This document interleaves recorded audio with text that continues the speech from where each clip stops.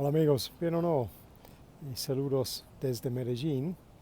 Hoy el tema es tiempo y por qué es importante para tomar tiempo cuando estamos expresando nuestros pensamientos o legal una historia o también para solo responder con algunas preguntas.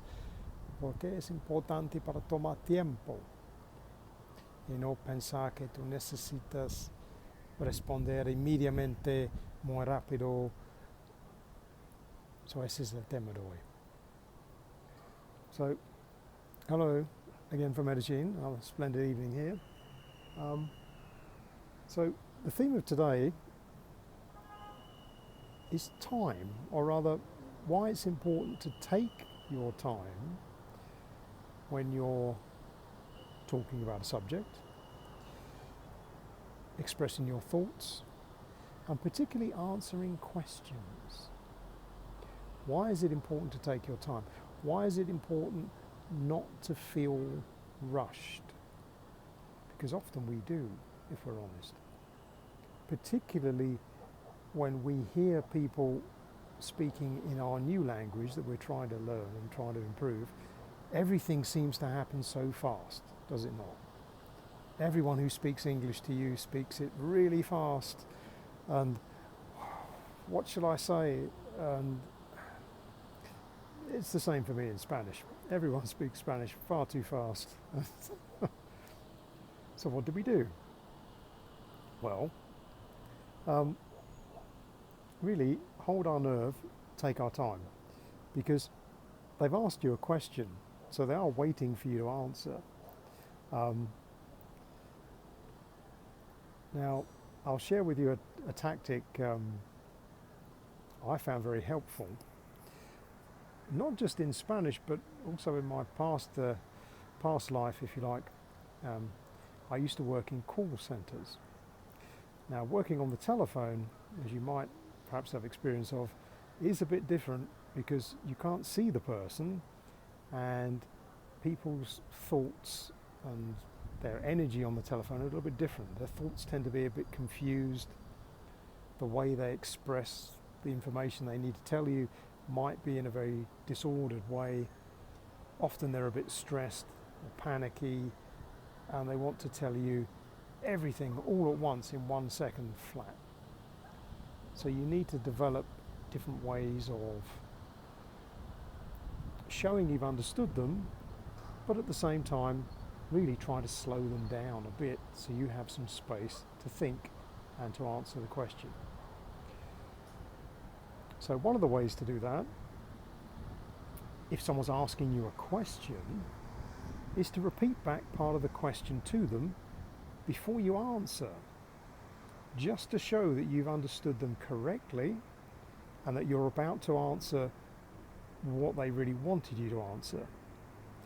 Because, let's be fair, sometimes you can mishear what people say. It could be noisy where you're holding the conversation. You didn't quite catch what they said. So that's a good point to clarify just by repeating back what they asked you, that you really have understood it. So something like, oh, okay, so you'd just like me to summarise last quarter's results, is that right? There we go. So now I just confirmed what you want me to do, which is summarise last quarter's results. Easy, yeah? Okay, so let's summarise last quarter's results. That's giving you at least another 5 seconds to think about last quarter's results. How do I summarise that? And then you just start your answer. But remember, now you are the one speaking. You get to choose the speed at which you answer that question. You do not need to answer this particularly rapidly. In that sense, you don't have to rush all your words together. Think about it. Say it nice and calmly. Okay, so last quarter's results, well, we can see the following. And then start your answer. So don't feel you need to be rushed just because the other person is showing a lot of energy or panic. Stay calm. It's okay. Um, take your time, organise your thoughts, be consistent, be logical in how you're expressing it. You don't have to like ramble and da da da. Take your time, answer the question nice and concisely. Don't be overcomplicated. Think about your answer nice and clearly. Say the words clearly, so that way you don't have to repeat them.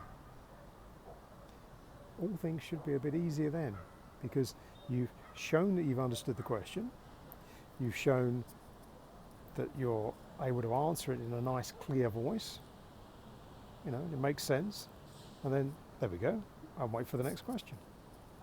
So don't feel rushed with that. I think sometimes we might feel, oh, I need to be able to say this super fluently and all these things together.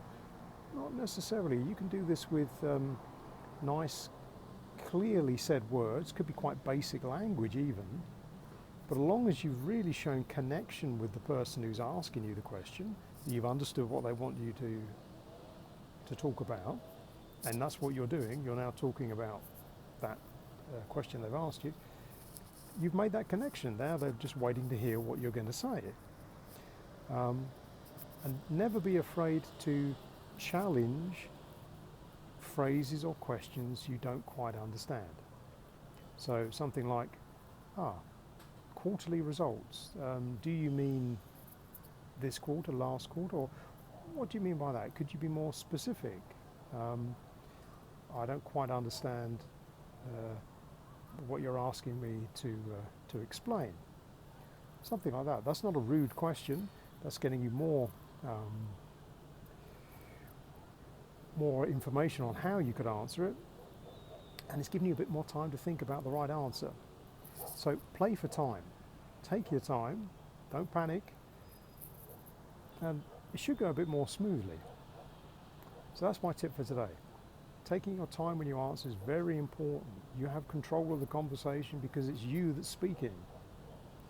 Don't fall into the trap of following the panic that's coming from the person who's asking you the question. So give that one a go.